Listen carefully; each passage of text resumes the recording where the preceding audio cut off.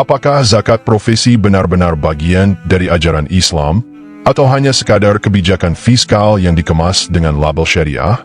Yuk kita kupas tuntas dalam video ini.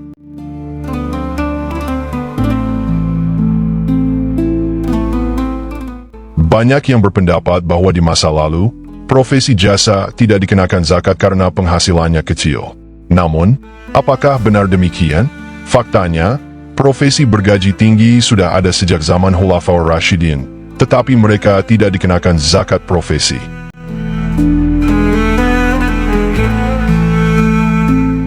Dalam buku Asyar al-Khilafah al-Rashidah, karya Akram al-Umari, tercatat bahwa para pejabat dan hakim di zaman itu memiliki gaji fantastis, seperti Salman bin Rabi'ah al-Bahili, Kufah, 500 dirham per bulan, setara 78 juta rupiah hari ini.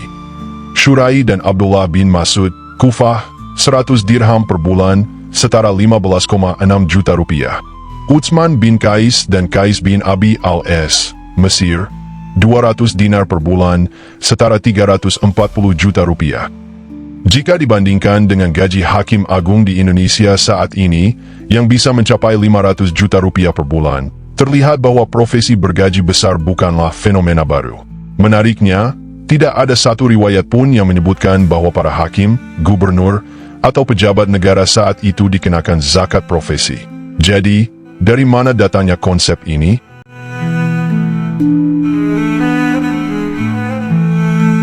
Satu, tidak ada dasar syar'i. Zakat dalam Islam hanya berlaku pada harta yang memenuhi kriteria tertentu, yaitu emas, perak, hasil pertanian, perdagangan, dan lain-lain, bukan pada penghasilan bulanan. Tidak ada satupun dalil syahih dari Nabi atau Khulafaur Rasyidin yang mewajibkan zakat profesi. 2. Konsep haul yang terabaikan. Zakat mensyaratkan kepemilikan penuh harta selama 1 tahun, atau haul. Padahal, gaji bulanan biasanya langsung digunakan untuk kebutuhan hidup, bukan diendapkan seperti emas atau uang simpanan. Menghitung zakat profesi seolah-olah gaji terkumpul setahun adalah hayalan fiskal, bukan realitas syar'i. 3. Ketidakadilan dalam praktik. Di lapangan, zakat profesi sering dipotong langsung dari gaji bruto tanpa mempertimbangkan kebutuhan pokok. Akibatnya, orang dengan gaji 5 juta rupiah per bulan yang nyaris tak bersisa setelah kebutuhan tetap dipotong. Sementara dalam fikih klasik, zakat hanya diwajibkan bila ada kelebihan setelah kebutuhan dasar terpenuhi. 4. Tuduhan tidak langsung pada ulama masa lalu. Jika zakat profesi benar-benar wajib, berarti para ulama selama 1400 tahun telah lalai, dan umat Islam yang bergaji besar di masa lalu dianggap tidak berzakat. Klaim semacam ini adalah bentuk ghulu atau berlebihan dalam beragama.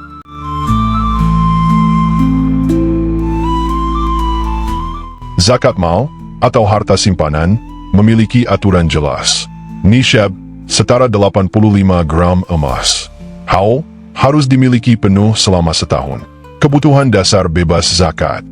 Sementara zakat profesi, menganggap gaji sama dengan harta simpanan, padahal belum tentu tersisa. Menghitung haul secara fiktif, seolah uang mengendap setahun. Mengabaikan fakta bahwa uang bukan emas. Uang mengalami inflasi, sedangkan zakat emas berlaku pada fisik emas itu sendiri.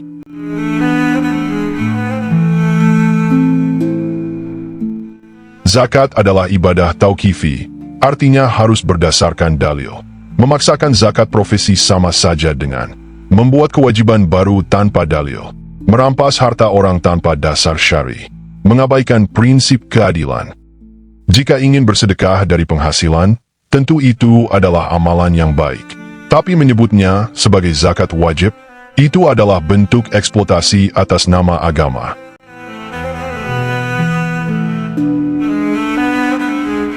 Semoga pembahasan ini memberikan pencerahan.